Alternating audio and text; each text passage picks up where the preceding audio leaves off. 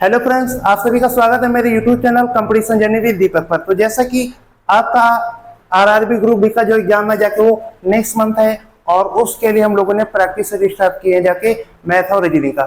जैसे कि दो प्रैक्टिस रीजनिंग की हो चुकी है जाके और आज जो प्रैक्टिस है वो मैथ का होने जा रहा है और ये जो प्रैक्टिस सेट चलेंगे जाके आपके एग्जाम तक चलेंगे, ठीक है। और इस प्रैक्टिस सेट में मैं आपको लोग बता देना चाहता हूँ कि जो भी हमारे सारे क्वेश्चन होते जाके वो हमारे सारे पीवाईक्यू क्वेश्चन है। जैसा कि अभी आरआरबी ग्रुप बी का एग्जाम जो 2026 में हुआ था उसी के सारे क्वेश्चंस है आपको इस प्रैक्टिस सेट में कराए जाएंगे, वो चाहे मैथ का प्रैक्टिस सेट हो या रीजनिंग का प्रैक्टिस सेट हो। और आप जब एग्जाम में बैठेंगे तो आपको एक भी सिंगल क्वेश्चन ऐसा नहीं मिलेगा जाके जो कि आरआरबी ग्रुप बी के एग्जाम में आपको यहाँ से ना मिले। देखिए जब हम लोग क्वेश्चनों को सिलेक्ट करते हैं जाके तो एक भी क्वेश्चन से ऐसा नहीं रखेंगे जाके जिससे कि आपको वहां पे लगे कि ये क्वेश्चंस आपको यहाँ पे प्रैक्टिस सेट में नहीं कराया गया है। क्योंकि ये जो रेलवे के जो भी एग्जाम्स होते हैं जाके इनमें एक फिक्स पैटर्न चलता है कि अगर मान लो कि इस टाइप के क्वेश्चन आ गया जाके तो दूसरी हर सीट में, ठीक है ना, किसी न किसी सीट में वही पैटर्न चलेगा जाके कि बस यहाँ पे थोड़ा थोड़ा डाटा चेंज होगा, 30% दे दे, 42,000 का कुछ और डाटा दे देगा। बाकी उसका जो पूछने का जो पैटर्न होता है जाके वो सेम ही होता है जाके। तो आप अगर कोई भी क्वेश्चंस करे जाके अगर जैसे मान लो आपको माध्यिका बोला का क्वेश्चन दिख गया प्रैक्टिस में, तो आप ये कंफर्म रहिए कि वहां पे जब आप एग्जाम में बैठेंगे जाके आपको एक माध्यिका बोला का क्वेश्चन जरूरी मिलेगा। तो जो भी इस प्रैक्टिस में आपको क्वेश्चन कराए जाएंगे वो सारे क्वेश्चन आपको अच्छे से तैयार करके जाना है, ठीक है। और जब आप एग्जाम में बैठेंगे तो आपको थोड़ा सा भी ऐसा ना लगे कि आपने ये क्वेश्चन जो है पहले प्रैक्टिस नहीं किया हुआ है। तो आज के पहले प्रैक्टिस सेट की हम लोग बात करेंगे जाके, जैसा कि आपके जो मैथ का प्रैक्टिस सेट इसका जो पहला क्वेश्चन हमारा बोल रहा है, देखो यहाँ पर आपको जो क्वेश्चंस कराए जाएंगे बिल्कुल एग्जाम में जिस तरीके से आपको सॉल्व करना है जाके, ठीक है ना, उसी तरीके से आपको कराए जाएंगे। ऐसा नहीं कि आपको वो लेंथी मेथड पढ़ाया जाएगा और कॉन्सेप्ट भी अच्छा दिया जाएगा। जैसे आज का पहला क्वेश्चन बोल रहा है कि शिवम अपनी आय का 50% व्यय करता है। यदि वह 42,000 रुपए की बचत करता है तो उसकी आय रुपए में क्या होगी। देखो हर चीज अपने आप में 100% होती है। अगर मान लिया कि जो शिवम की आय है मान लिया कि उसकी 100 है, ठीक है, 100% है। अगर उसमें से वो 50% व्यय कर देगा तो उसकी सेविंग कितनी होगी जाके, जो उसकी बचत होगी वो भी उसकी कितनी होगी जाके 50% होगी, ठीक है। तो वो जो क्वेश्चन में बोल रहा है कि उसकी जो बचत है वो 42,000 है, मतलब ये कि जो 50% हमको वैल्यू दिया जाके कितनी दिया जाके 42,000 दिया जाके, ठीक है। हमसे कह रहे हैं कि उसकी आय क्या होगी। इसी 50% को हम लोग 100% बनाने के लिए इधर 2 का मल्टीप्लाई करेंगे, तो इधर भी हम लोग 2 का मल्टीप्लाई कर देंगे तो हमारा कितना आ जाएगा जाके 84,000 आ जाएगा। तो उसकी जो सीएम की आय हो जाएगी वो कितनी हो जाएगी जाके 84,000 हो जाएगी। तो ऑप्शन नंबर जो 4 है इस क्वेश्चन का राइट आंसर हो जाएगा। बाकी इस क्वेश्चन को हम लोग ऐसे भी कर सकते हैं, पेन उठाने की भी जरूरत नहीं थी कि अगर वो 50% व्यय करता है तो उसकी बचत भी 50% होगी, ठीक है। अगर हमको जब 50% 42,000 दिया है तो 100% क्या होगा, 42,000 का 2 गुना हो जाएगा। तो ये होता है एग्जाम में करने का तरीका। इस तरीके से हम लोग नेक्स्ट क्वेश्चन की बात करेंगे। जैसे अगला क्वेश्चन क्या बोल रहा है, अगला क्वेश्चन ये बोल रहा है कि दिए गए आंकड़ों 9, 6, 8, 11, 16, 12 की माध्यिका ज्ञात कीजिए। अब देखो जब भी हमें माध्यिका ज्ञात करने को आता है, जैसे कि आपने ये माध्यिका का एक क्वेश्चन किया, ठीक है, और ये भी क्वेश्चन देखो आरआरबी ग्रुप 2026 में पूछा गया क्वेश्चन है, ठीक है। जब भी आपको जैसे ये माध्यिका के क्वेश्चन आया तो आपको वहां पे एक माध्यिका को क्वेश्चन अवश्य ही मिलेगा जाके, तो पहले से आप प्रिपेयर होकर जाइए, ठीक है। जैसे हमसे कह रहे हैं यहाँ पे हम लोग सबसे पहले देखेंगे कितने पद, 1, 2, 3, 4, 5, 6, ठीक है। अब देखो जब कभी भी हमारे पद जो होते हैं जाके पदों की संख्या सम होती है, ठीक है ना, इवन होती है, जब भी कभी पदों की संख्या इवन होती है तो हम लोग क्या करते हैं, जो भी बीच के 2 मध्य पद होते हैं, अगर संख्या सम है तो बीच में इसमें 2 मध्य पद आते हैं, ठीक है ना। तो जो मध्य पदों का हम लोग क्या निकाल लेते हैं, मध्य पदों का हम लोग हमेशा क्या निकालते हैं जाके, हमेशा एवरेज निकालते हैं। मध्य पदों का हम लोग क्या निकालते हैं, हमेशा औसत निकालते हैं।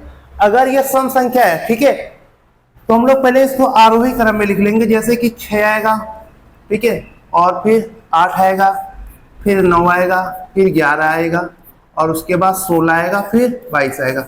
पहले हमको क्या करना है, उसको आरोही क्रम में व्यवस्थित कर लेना। उसके बाद हम लोग यहाँ पे देखेंगे मध्य पद क्या होंगे, जाके ये दो इधर कैंसिल हो जाएंगे, बीच के ये जो तो पद हो जाएंगे, ये क्या हो जाएंगे, हमारे मध्य पद हो जाएंगे। बस हम लोग इसी का एवरेज निकाल देंगे जाके कि 11 9 20, ठीक है ना। इसका औसत 2 से डिवाइड करेंगे कितना आ जाएगा, जाके 10। तो यही 10 हमारी क्या हो जाएगी, यही हमारी माध्यिका हो जाएगी। ऑप्शन नंबर 4 क्या हो जाएगा, ऑप्शन नंबर 4 जो हमारा राइट आंसर हो जाएगा।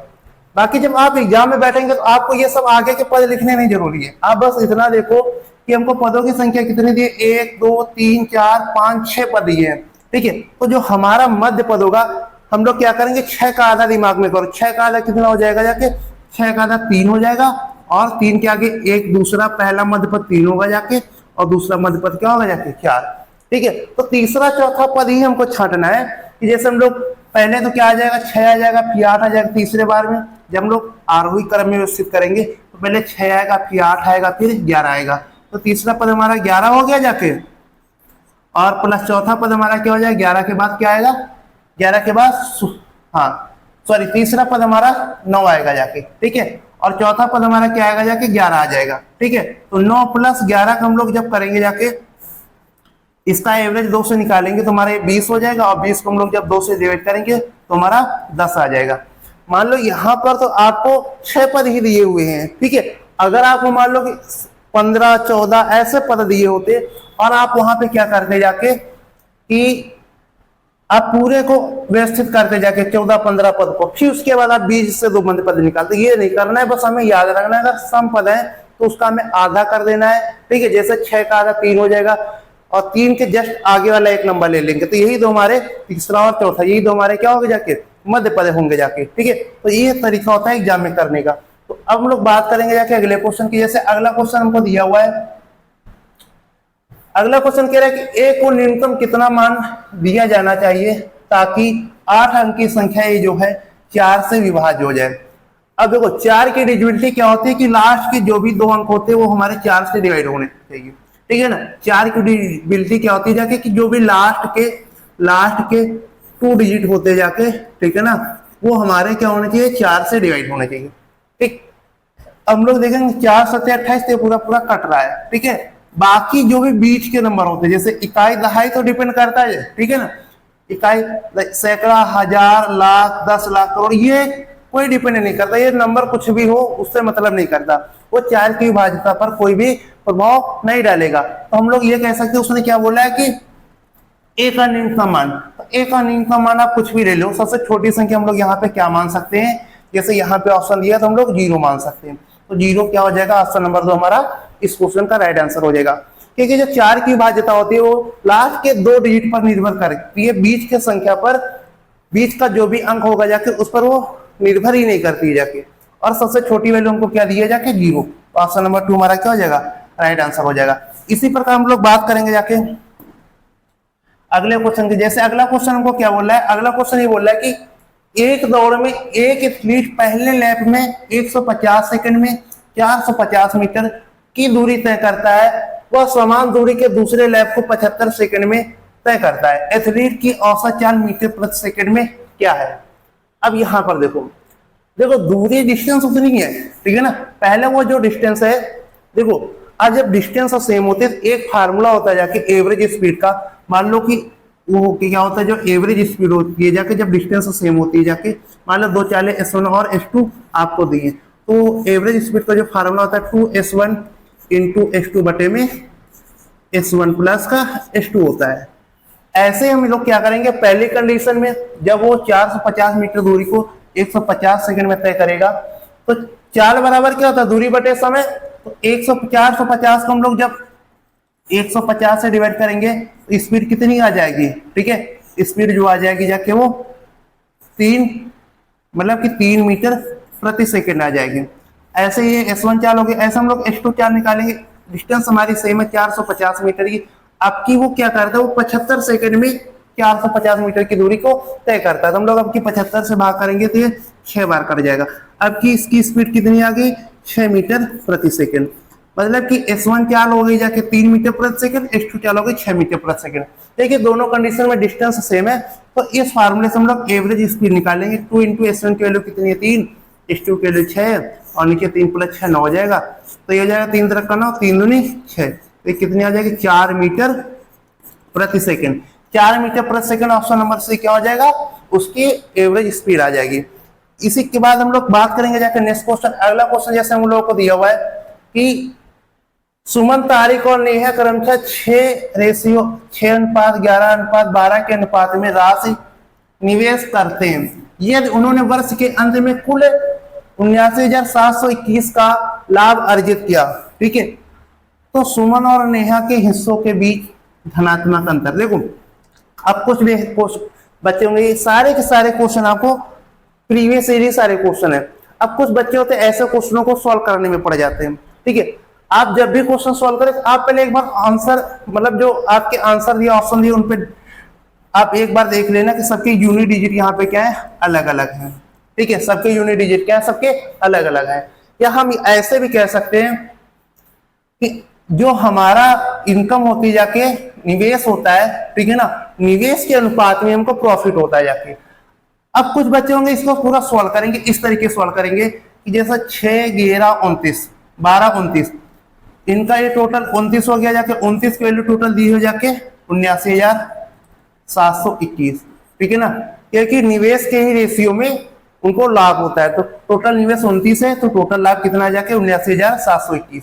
अब हमसे क्या कह रहे हैं कि सुमन और नेहा के हिस्सों के बीच, सुमन और नेहा के हिस्से कितने, 6 12, इनका अंतर कितना हो जाएगा 6। तो हमसे वो 6 की वैल्यू पूछ रहा है। अगर आप इस तरीके से करते हैं, ठीक है ना, अगर आप इस तरीके से करते हैं, ठीक है, तो आप यहाँ पे कैलकुलेशन फंसेंगे। तो कुछ बच्चे होते हैं जैसे यहाँ पे कैलकुलेशन है 29 का डिवाइड कैसे करेंगे, ठीक है ना, तो उसका भी तोड़ा जाके हम लोग क्या करते हैं कि यूनिट डिजिट से करेंगे। कि जैसे यहाँ पे यूनिट डिजिट 9 है, यहाँ पे यूनिट डिजिट कितना है जाके 1 है, तो 9 में कितने का पहाड़ा हम लोग कितनी बार पढ़ते हैं कि जैसे यूनिट डिजिट 1 आता है तो 1 की संख्या होती है 9 9 81, मतलब कि जब भी ये डिवाइड होगा तो इसका यूनिट डिजिट लास्ट में 9 आएगा। और जब हम लोग 9 का मल्टीप्लाई करेंगे केवल यूनिट डिजिट से, जो भी ये संख्या आ गई 9 की 6 से मल्टीप्लाई करेंगे तो कितना हो जाएगा 9 6 54, उसका भी यूनिट डिजिट कितना आएगा 4 आएगा।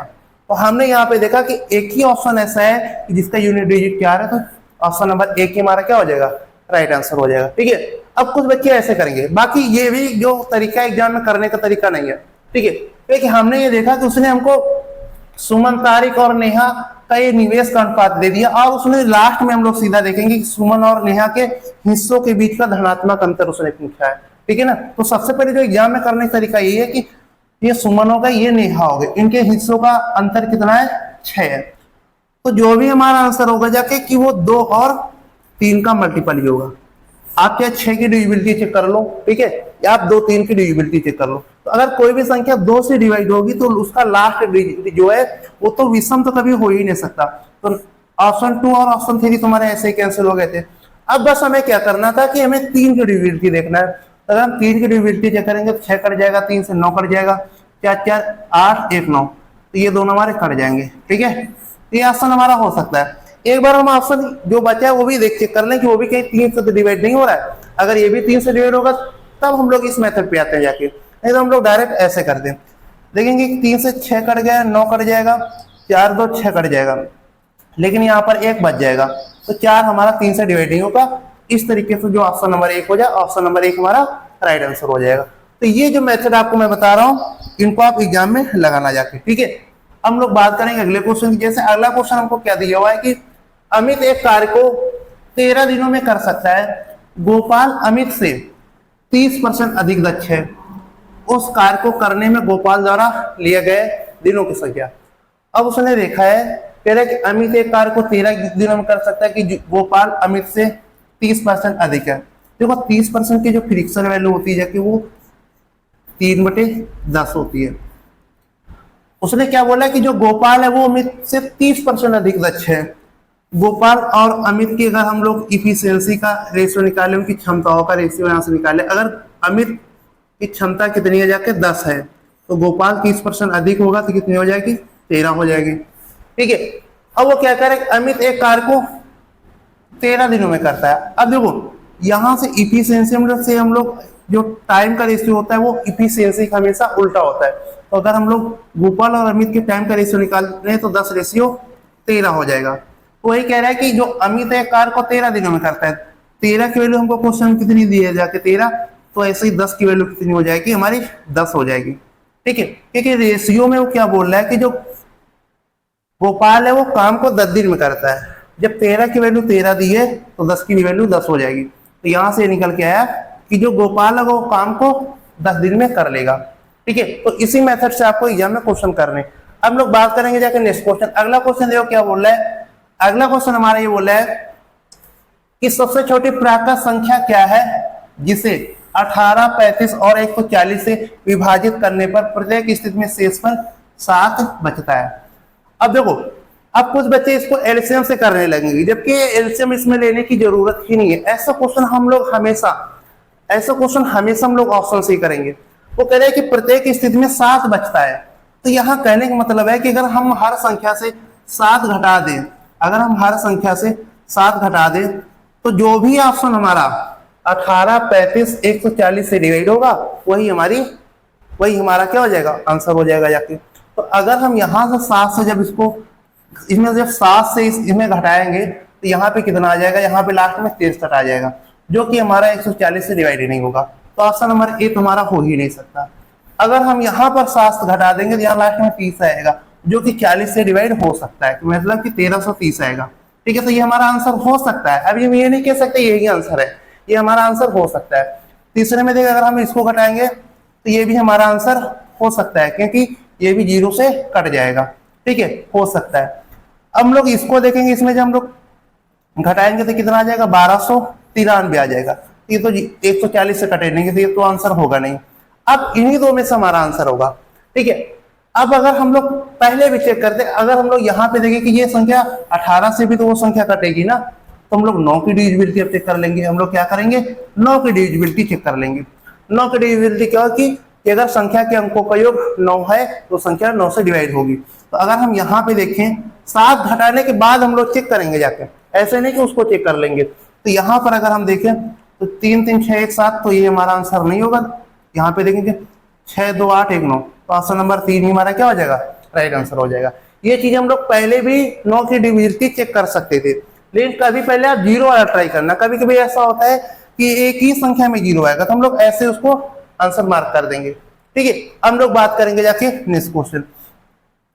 अगला क्वेश्चन जो हमारा दिया हुआ है, अगला क्वेश्चन हमारा ये कह रहा है कि एक कंपाउंड इंटरेस्ट का क्वेश्चन है। ठीक है ना, सारे क्वेश्चन मैं आपको एक अच्छे ही मेथड से बताऊंगा, कोई आपको लेंदी मेथड नहीं बताऊंगा। और ये जो भी हमारे 15 क्वेश्चन होंगे जाके, ये 30-25 क्वेश्चन में से अच्छे ही आपको 15 क्वेश्चन मिलेंगे। ठीक है, तो जैसे कह रहा है कि 6400 रुपए की राशि पर 15% वार्षिक चक्रवृद्धि ब्याज की दर से 2 वर्षों में प्राप्त होने वाली राशि क्या होगी। मतलब उसने हमसे जो 6400 रुपए हमारा मूलधन है, 15% रेट है, तो 2 वर्षों में चक्रवृद्धि ब्याज से प्राप्त होने वाली उसने हमसे अमाउंट पूछा है। अब देखो, आप या तो ये कर लो कि जैसे कि 15% का 2 साल का जो कंपाउंड इंटरेस्ट कितना हो जाएगा, फार्मूला होता है जाके, जैसे कि a+b से हम लोग करते हैं, फार्मूला में लिख रहा हूं, प्लस का a/b/100, इस फार्मूले से करेंगे जब हम लोग 15 30 हो जाएगा। ठीक है, और प्लस का 15 का इसका 225, तो 2.100 से भाग कर 2.25, मतलब कि जो 2 साल की रेट आ जाएगी वो कितनी आ जाएगी, 32.25। ठीक है, लेकिन उसने ये तो ब्याज हो जाएगा, लेकिन उसने हमसे अमाउंट पूछा है। तो कहने का मतलब ये कि जो 6400 रुपए है वो हमारा मूलधन जो कि हमारा 100 होता है, हमसे वैल्यू किसकी पूछी है, 132.25 की हमसे वैल्यू पूछी है। अब देखो, एक तो तरीका है कि आप मान लें कि हमने यहाँ से 2 जीरो ऐसे हटा लिए। ठीक है, तो ये 2 जीरो हमारे कट गए। ठीक है, तो एक तो तरीका है कि हमें पता है कि अगर हम इसको 4 से काटेंगे तो ये 16 आ जाएगा, और इसको काटेंगे 25, और ये जो हमारा होगा जाके 25 इसको काट देगा। तो हम ये कह सकते हैं कि यहां से हम लोग 8 का मल्टीपल, क्योंकि 16 में 8 होता है, तो हम लोग 8 का मल्टीपल चेक कर सकते हैं। ठीक है, लेकिन यही चीज हम लोग पहले भी चेक कर सकते थे, कि जो हमारा मूलधन, क्योंकि आपको प्रैक्टिस करते करते पता होना चाहिए कि हम लोग 6400 का ही लास्ट में इतना % निकालेंगे। ठीक है, तो जो हम लोग पहले भी 6400 का मतलब कि 8 का हम लोग मल्टीपल चेक कर सकते थे, तो वो था एग्जाम में करने का तरीका। ठीक है, बाकी आप ऐसे भी कर सकते हैं। ठीक है, अगर हम लोग 8 का मल्टीपल चेक करेंगे जाके, 8 का मल्टीपल क्या कह देता है कि लास्ट के 3 अंक आपके 8 से डिवाइड होने चाहिए। लास्ट के 3 अंक तो ये तो कटेंगे नहीं, ये भी नहीं कटेंगे, ये भी नहीं कटेंगे, ठीक है ना। तो यही एक हमारा ऐसा आंसर है जो कि हमारा राइट आंसर हो जाएगा। तो आप सीधा डायरेक्ट आपकी एलिजिबिलिटी चेक कर लेते हो, आपका आंसर वहीं भी मिल जाता, ठीक है। एक तो ये तरीका होगा, या आप ऐसे भी कर सकते हैं, जो 15% की फ्रिक्शन वैल्यू होती है जाके वो 3/20 होती है। मतलब कि अगर हम लोग प्रिंसिपल और अमाउंट का रेशियो निकाले तो 20 से वो वैल्यू हो जाएगी 23, अगले साल फिर से 20 से 23 हो जाएगी, ठीक है। यहाँ पे 20 का मल्टीप्लाई 400 हो जाएगा, यहाँ 23 का 529 हो जाएगा। तो ये हमारा मूलधन होता है, ये हमारा अमाउंट होता है। तो हम देखें अब मूलधन हमको कितना दिया जाके 400, जबकि क्वेश्चन में हमको क्या बोल रहा है जाके 6400 दिया है और हमसे 529 की वैल्यू पूछ रहा है। तो ये भी एक तरीका होता है ऐसे क्वेश्चनों को करने का। देखो आपको सारे मेथड आने चाहिए, ठीक है, लेकिन आपको ये भी आना चाहिए कि किस मेथड से हमें कब कौन सा मेथड एग्जाम में लगाना है, जाके सॉल्व किस मेथड से करना है क्वेश्चन को। अगर हम यहाँ से देखें 2 जीरो हमारे कट गए, 4 से काटेंगे 16 आ जाएगा, और 16 नहीं 144। देखेंगे कि यूनिट डिजिट पे भी ध्यान जाएगा कि एक ही ऐसी संख्या जिसका लास्ट का यूनिट डिजिट हमारा 4 है, ठीक, क्योंकि यहाँ पे 16 नहीं 144 4 यूनिट डिजिट आ रहा। तो हमें बाकी पूरा कैलकुलेशन करने की कोई जरूरत नहीं होती जाके, ठीक है। ऐसे हम लोग आंसर मार्क कर सकते हैं। हम लोग बात करेंगे जाकर नेक्स्ट क्वेश्चन। अगला क्वेश्चन जैसे हमारा बोल रहा है कि अगला क्वेश्चन हमारा ये बोल रहा है कि यदि किसी आयत की लंबाई उसकी चौड़ाई से, ठीक है, यदि किसी आयत की लंबाई उसकी चौड़ाई से 5 सेंटीमीटर अधिक है और यदि आयत का परिमाप 40 सेंटीमीटर है, आयत की लंबाई और चौड़ाई क्या होगी। अब वही मैं बात बोल रहा हूँ कि आप क्वेश्चन को पढ़ते ही टाइम उसको सॉल्व करने में ना जाइए, ठीक है। बाकी आप एक बार ऑप्शन को भी देख सकते हैं और क्वेश्चन को भी देख सकते हैं कि वो क्वेश्चन पूछ क्या रहा है। क्वेश्चन उसने दे ही दिया कि लंबाई जो है चौड़ाई से 5 सेंटीमीटर क्या है जाके अधिक है, जो लंबाई है चौड़ाई से 5 सेंटीमीटर अधिक है, और हमसे उसने पूछा है क्या है, लंबाई और चौड़ाई पूछी है। तो हम लोग ऑप्शन में चेक कर लेंगे कि ऐसा कौन सा ऑप्शन है जिसमें लंबाई चौड़ाई से 5 सेंटीमीटर अधिक होगी, ठीक है। जिस ऑप्शन में लंबाई चौड़ाई से 5 सेंटीमीटर अधिक होगी वही हमारा राइट आंसर हो जाएगा। यहाँ पे देखेंगे कि 8.6 से ये 5 सेंटीमीटर अधिक नहीं है, इसको भी देखेंगे ये भी 5 सेंटीमीटर 21 सेंटीमीटर अधिक है, ठीक है। दूसरी वाली हमारी लंबाई है, पहली वाली चौड़ाई है। अब यहाँ से भी देखेंगे ये भी 5 सेंटीमीटर अधिक नहीं है। यहाँ से देखेंगे 7.5 से 12.5, ये हमारा क्या है 5 सेंटीमीटर अधिक है। तो ये तरीका होता है एग्जाम में करने का, लेकिन ये तरीका आपको तभी आएगा जब आप बहुत सारे क्वेश्चनों की प्रैक्टिस कर लेंगे, कई सारे आप मॉक लगा लेंगे, ठीक है। इसलिए मैं कहता हूँ आप इस सीरीज से जुड़िएगा। जो भी मैं आपको 20-25 प्रैक्टिस सेट कराऊंगा 20+ ही प्रैक्टिस सेट हो जाएंगे, वो सारे के सारे हमारे इसी मेथड से हर सवाल आपको बताया जाएगा। ऑप्शन नंबर 4 जो हो जाएगा हमारा राइट आंसर हो जाएगा, ठीक है। बाकी हमें कुछ भी नहीं मतलब है कि परिमाप क्या दिया है क्या नहीं दिया जाके, इसी पर हम लोग बात करते हैं नेक्स्ट क्वेश्चन। अगला क्वेश्चन देखो हमको क्या दिया कि एक माँ की वर्तमान आयु उसके पुत्री की वर्तमान आयु से दोगुनी है, ठीक है। उसने ये बोला है कि जो एक माँ की वर्तमान आयु हो, ठीक है ना, उसकी पुत्री की वर्तमान आयु से दोगुनी है।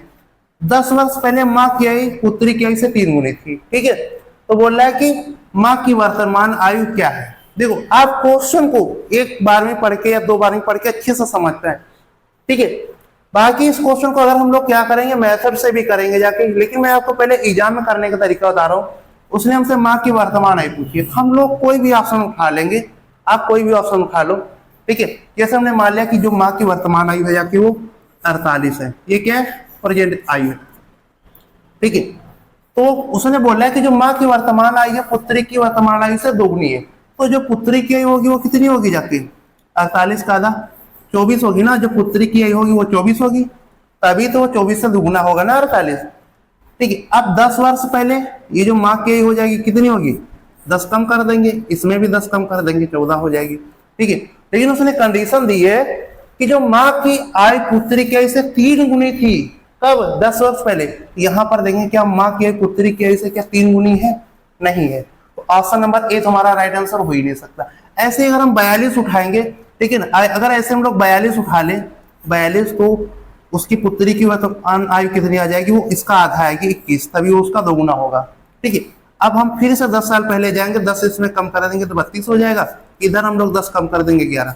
तो क्या ये जो 32 है 11 का 3 गुना है, नहीं है, तो ये भी हमारा आंसर नहीं हो सकता। ऐसे अगर हम लोग सी ऑप्शन उठाएं, जैसे कि 40 उठा लिया माँ की वर्तमान आयु, तो पुत्री की वर्तमान आयु 20 वर्ष हो जाएगी, क्योंकि जो माँ की वर्तमान आयु है उसने क्वेश्चन बोला है पुत्री की वर्तमान आयु से क्या है 2 गुनी है, ठीक है। अब 10 साल पहले क्या हो जाएगा, ये 30 हो जाएगा क्योंकि कम हो जाएगी 10 साल पहले, इसमें भी 10 कम करेंगे 10 आ गया।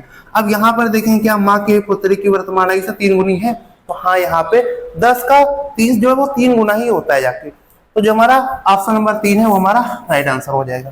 ठीक है, तो इस तरीके से ही हम लोग एग्जाम में करेंगे जाके क्वेश्चन, क्योंकि यहाँ पे कोई इतना आरआरबी ग्रुप बी के एग्जाम में इतने कोई बहुत बड़े बड़े क्वेश्चंस नहीं आते। आपने अगर थोड़ी भी प्रैक्टिस कर ली है जाके तो आपको एक आइडिया हो जाएगा कि क्वेश्चनों को किस तरीके से हमको सॉल्व करना है और कैसे कैसे क्वेश्चन आएंगे जाके। ठीक है, अगर हम लोग इसको मेथड से करें तो यहाँ पे देखेंगे जो वर्तमान आयु जो प्रेजेंट आयु है जाके माँ और पुत्री की, मान लो कि पुत्री की आयु 1 है तो माँ की आयु 2 हो जाएगी। ठीक है, अब 10 साल पहले जो माँ और पुत्री है, ठीक है ना, वो 3 गुनी है पुत्री की आयु का। ठीक है, कितनी गुनी है जाके 3 गुनी है। अब देखो एज किसी भी 2 पर्सन की हो, चाहे हम लोग आज देखें चाहे 10 साल बाद देखें, वो हमेशा अंतर उनका सेम रहता है। तो यहाँ पर हम लोग देखेंगे कि अंतर 2 है, यहाँ पर अंतर देंगे कि हम लोग 1 है, तो इस अंतर को हमें समान करना पड़ेगा। तो अगर हम यहाँ पर 2 का गुणा कर देंगे तो 4 हो जाएगा, और यहाँ पे कितना आ जाएगा 2, यहाँ पे भी देखो अब 2 का अंतर हो गया जाके। तो यहाँ से हम लोग देखेंगे कि 1 की वैल्यू कितनी दी है 1, और जबकि यहाँ क्वेश्चन में क्या बोल रहा है कि 10 साल पहले 1 की वैल्यू हमको कितनी जाके 1 की वैल्यू हमको 10 दी है। ठीक है, तो हमसे वो 4 की वैल्यू पूछ रहा है क्योंकि हमसे उसने वर्तमान आयु पूछी है माँ की, तो 4 की वैल्यू इसका 10 गुना हम लोग करेंगे कितना हो जाएगा जाके 40 साल हो जाएगा। ठीक, तो माँ की वर्तमान आयु कितनी आ जाएगी 40 साल। तो ये हो गया जाके हमारा मेथड। लेकिन ये मेथड से क्वेश्चन ही नहीं करने वाला था, ऐसे ही क्वेश्चन करने वाला था। ठीक है, इसी प्रकार हम लोग बात करेंगे जाके नेक्स्ट क्वेश्चन, जैसे कि अगला क्वेश्चन कह रहा है जाके जैसे हमारे 10 क्वेश्चन कंप्लीट हो गए जाके और 5 क्वेश्चन और है जाके। जैसे अगला क्वेश्चन हमको क्या बोल रहा है,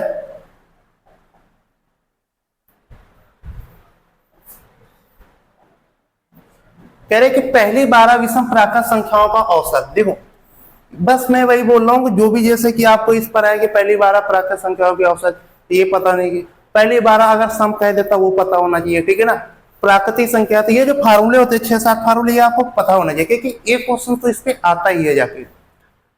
तो जो क्वेश्चन होता है जाके कि जो पहली n जो कॉन्सेप्ट होता है पहली n प्राकृत, ठीक है ना, पहले n प्राकृत विषम संख्याओं का जो एवरेज होता है जाके वो हमेशा क्या होता है, वो n ही होता है।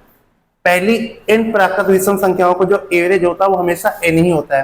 तो जैसे उसने क्वेश्चन पूछा है पहली 12 विषम प्राकृत संख्याओं का औसत, तो क्या हो जाएगा वो 12 ही होगा जाके, कि ये फार्मूला होता है। अगर वो यहाँ पे मान लो योग पूछ देता, पहली m प्राकृत विषम संख्याओं का योग हमसे पूछ देता, तो हमारा क्या होता है जाके n स्क्वायर होता है जाके। ठीक है ना, तो ये फार्मूले आपको याद रखने हैं जाके। इसी प्रकार हम लोग बात करेंगे जाके नेक्स्ट क्वेश्चन। अगला क्वेश्चन देखो क्या कह रहा है, यदि एक बेलन का कुल पृष्ठीय क्षेत्रफल, ठीक है ना, 3080 मीटर स्क्वायर है और इसकी त्रिज्या जो है 14 मीटर है, तो बेलन का वक्र पृष्ठीय क्षेत्रफल क्या होगा। देखो जो बेलन होता है जाके हमारा, उसका जो कुल पृष्ठीय क्षेत्रफल होता है जाके, अगर हम देखो ये जैसे हमारा बेलन हो गया जाके, ये हमारा बेलन हो गया जाके, ये होता है हमारा वक्र पृष्ठीय क्षेत्रफल। ठीक है, और अगर इसमें हम लोग 2 वृत्त का क्षेत्रफल जोड़ देते हैं जाके, तो हमारा क्या बन जाता है जाके कुल पृष्ठीय क्षेत्रफल बन जाता है। तो ये जो हमको अगर कुल पृष्ठीय जो क्षेत्रफल दिया है, अगर हम इसमें से 2πr², 2 वृत्तों का क्षेत्रफल घटा देंगे, तो ये हमारा क्या आ जाएगा, वक्र पृष्ठीय क्षेत्रफल हमारा आ जाएगा जाके। ठीक है, हमें क्या करना है जाके, त्रिज्या दी ही है तो हम लोग पहले एक वृत्त का निकाल लो क्षेत्रफल, क्या होता है जाके πr²। ठीक है, तो पाई का मान कितना है 22/7 है, और r कितना है 14 × 14, ये हो जाएगा 7। अब हम लोग इसका मल्टीप्लाई ये हो जाएगा। ठीक है ना, जब हम लोग इसको सॉल्व करेंगे जाके ये 2 बार जाएगा, 14 दूनी 28, 28 दूनी 56, 6, 28 दूनी 56, 5 यहाँ से 63। कहने का मतलब ये एक वृत्त का क्षेत्रफल 612 आ गया जाके। लेकिन हमें क्या करना है, 2 वृत्त का क्षेत्रफल घटाना है। ठीक है, तो हम लोग कितना घटा देंगे, 1232 घटा देंगे। जब इसमें से हम लोग ये 1232 घटाएंगे तो ये हमारा कितना आ जाएगा, 1232 जब हम लोग घटाएंगे तो हमारा आ जाएगा जाके 1848। तो जो हमारा वक्र पृष्ठीय क्षेत्रफल होगा जाके बेलन का, वो हमारा कितना हो जाएगा जाके 1848 मीटर स्क्वायर हो जाएगा। ठीक है, हमें कुछ नहीं करना था कि जो हमारा कुल बेलन का जो कुल पृष्ठीय क्षेत्रफल होता है, वक्र पृष्ठीय क्षेत्रफल में से हम लोग क्या करें, उसमें दो वृत्त का क्षेत्रफल जुड़ जाता है। हमें कुल दिया था, हमने क्या किया कि दो वृत्त का क्षेत्रफल निकाल के बस घटा दिया जाके, ठीक है। ऐसे हम लोग बात करेंगे जाके नेक्स्ट क्वेश्चन, जैसे कि आपके 3 क्वेश्चन और बचे हैं। जैसे अगला क्वेश्चन बोल रहा है कि एक खुदरा विक्रेता एक वस्तु पर खरीदारों के लिए निम्नलिखित छूट योजनाएं प्रदान करता है, कौन सी योजना अधिकतम विक्रय मूल्य प्राप्त करेगी। देखो यहां पर अधिकतम विक्रय मूल्य हमसे पूछ दिया, ठीक है ना। देखो यहां पर छूट न्यूनतम होगी, यहां पर छूट जो होगी जाके वो क्या होगी, जाके न्यूनतम होगी। वहां पर जो हमारा सेलिंग प्राइस आएगा जाके वो क्या आएगा, जाके अधिकतम आएगा। वहां पर जो हमारा सेलिंग प्राइस होगा जाके वो मैक्सिमम होगा, ठीक है। तो हमें क्या करना है, ऑप्शन से करना है। अगर हम लोग 23 और 15 की छूट निकालेंगे, जाके सबसे छूट निकालेंगे तो हमारी कितनी आ जाएगी, 23-15 हम लोग जब ऐड करेंगे तो वो 38 में से कुछ कम आएगी जाके, क्योंकि 38% में से कुछ हम लोग जब दोनों को गुणा करके 100 से डिवाइड करेंगे कुछ कम आएगी। अब यहाँ पे देखेंगे अगर हम लोग 46-52 का निकालेंगे तो हमारा कितना आ जाएगा, 58% में से कुछ कम आएगी, ठीक है। ऐसे हम लोग 25-36 में से जब हम लोग निकालेंगे ऐड करेंगे तो ये 61% में से कुछ कम आएगी। लेकिन यहाँ पर जो 10 हम लोग जब करेंगे तो ये 20% में से कुछ कम आएगी। तो सबसे कम छूट हमको तो यही मिलेगी ना, सबसे कम जो छूट है हमको यहीं पर मिलेगी। तो ऑप्शन नंबर 4 क्या हो जाएगा, हमारा राइट आंसर हो जाएगा, ठीक है। अगर वो कहता है ग्राहक के लिए कौन सी छूट लाभदायक होगी, तो जहां पर सबसे ज्यादा डिस्काउंट होता वो हमारा आंसर होता जाके, ठीक है। वो भी डिपेंड करता है जब हम लोग वैल्यू को घटा दे जाके। तो इसी प्रकार हम लोग बात करेंगे जाके नेक्स्ट क्वेश्चन। जैसे अगला क्वेश्चन कह रहा है, अगला क्वेश्चन हमसे ये पूछा जाए कि अलजेब्रा क्वेश्चन है, कह रहे हैं को सरल करें। देखो ये जो अलजेब्रा के जो भी क्वेश्चन आएंगे वो सारे हमारे फार्मूले बेस्ड क्वेश्चन होंगे। जाके अलजेब्रा के आपको सारे फार्मूले पढ़ लेने जाके, या मैं जैसे आपको क्वेश्चन कराया करूं वहां पे आपको पढ़ना, जैसे कि a प्लस बी का जो होल स्क्वायर होता है और a माइनस बी का होल स्क्वायर होता है, इसका जो फार्मूला होता है जाके 4ab होता है। ये डायरेक्ट फार्मूला है। अब कुछ बच्चे क्या करते हैं, यहाँ a प्लस बी का होल स्क्वायर खोलेंगे, यहाँ माइनस खोलेंगे, तब काटेंगे जाकर, तो उसमें टाइम लगता है जाके, ठीक है। अब यहाँ पे अगर हम लोग देखेंगे तो 4ab होता है, 4a का मान कितना है जाके 5pq है, 5pq, और b का मान हमारा कितना है जाके 16q है। जब हम लोग इसका गुणा करेंगे जाके 4×5=20, 16 कितना आ जाएगा 320, और pq स्क्वायर हो जाएगा 320 pq स्क्वायर, जो कि हमारा ऑप्शन नंबर ए जो है राइट आंसर हो जाएगा, ठीक है। तो अलजेब्रा के आप लोग फार्मूले याद रखने हैं। इसी प्रकार हम लोग बात करेंगे जाके नेक्स्ट क्वेश्चन। अगला क्वेश्चन जैसे बोल रहा है कि यदि एक पंखे का अंकित मूल्य 775 रुपए है और उस पर 12% की छूट दी जाती है तो पंखे का विक्रय मूल्य। कुछ बच्चे होंगे याद सॉल्व करेंगे, ठीक है। बाकी हमें यहाँ पे डायरेक्ट क्या करना है, जाके 11 की डिविजिबिलिटी चेक करनी है, ठीक है। अब कैसे 11 की डिविजिबिलिटी चेक करनी है, देखो जब ठीक है उसका जो अंकित मूल्य होगा वो 100% होगा। 100% में से जब हम लोग 12% डिस्काउंट दे देंगे तो जो भी हमारे उसका विक्रय मूल्य आएगा वो 88% आएगा, और 88 हमारा 11 का मल्टीपल होता है जाके। तो अगर हम लोग 11 की डिविजिबिलिटी चेक करेंगे, 11 की डिविजिबिलिटी क्या होती है कि मतलब कि जो अल्टरनेट नंबर होते हैं अगर उनका हम लोग सम करें, ठीक है ना, अल्टरनेट नंबरों का सम कर योग को हम लोग जब उसको घटाएंगे तो हमारा कितना आ जाएगा, जाके 2 आ जाएगा, सॉरी 0 आ जाएगा, तो हमारा 11 से डिवाइड होगा जाके। तो यहाँ पे 6 और 8 का डिफरेंस करेंगे 2 आ जाएगा, ये ऑप्शन नहीं होगा। इसी प्रकार से हम लोग 6, 4, 10 उसमें से 8 घटाएंगे, ये भी नहीं आंसर होगा क्योंकि यहाँ भी 2 आएगा।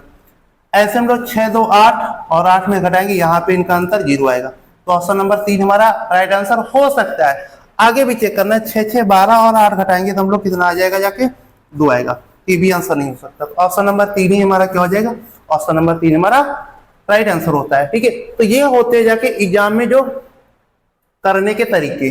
तो इसी तरीके से अगर आपको हर क्वेश्चन का शॉर्ट मेथड पढ़ना है जाके, तो आप इस प्लेलिस्ट से जरूर जुड़िएगा जाके, जो ये भी प्रैक्टिस सेट चल रहा है जाके, ठीक है। जैसा कि आप चैनल पे जाएंगे तो आपको एक प्लेलिस्ट मिलेगी जाके, RRB group B 2026 exam practice set.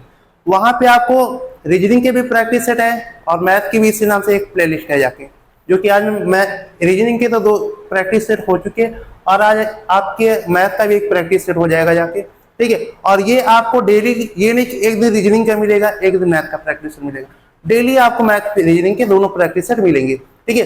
तो आप इस प्लेलिस्ट को करिए जाके, और आप जब 10-15 प्रैक्टिस सेट कर लेंगे जाके, तभी से आपको कॉन्फिडेंस आ जाएगा कि हाँ अब आप क्वेश्चन आपसे एग्जाम में बनेंगे जाके। तो टेक केयर दोस्तों, बाय बाय, मिलेंगे हम लोग अपने नेक्स्ट वीडियो में।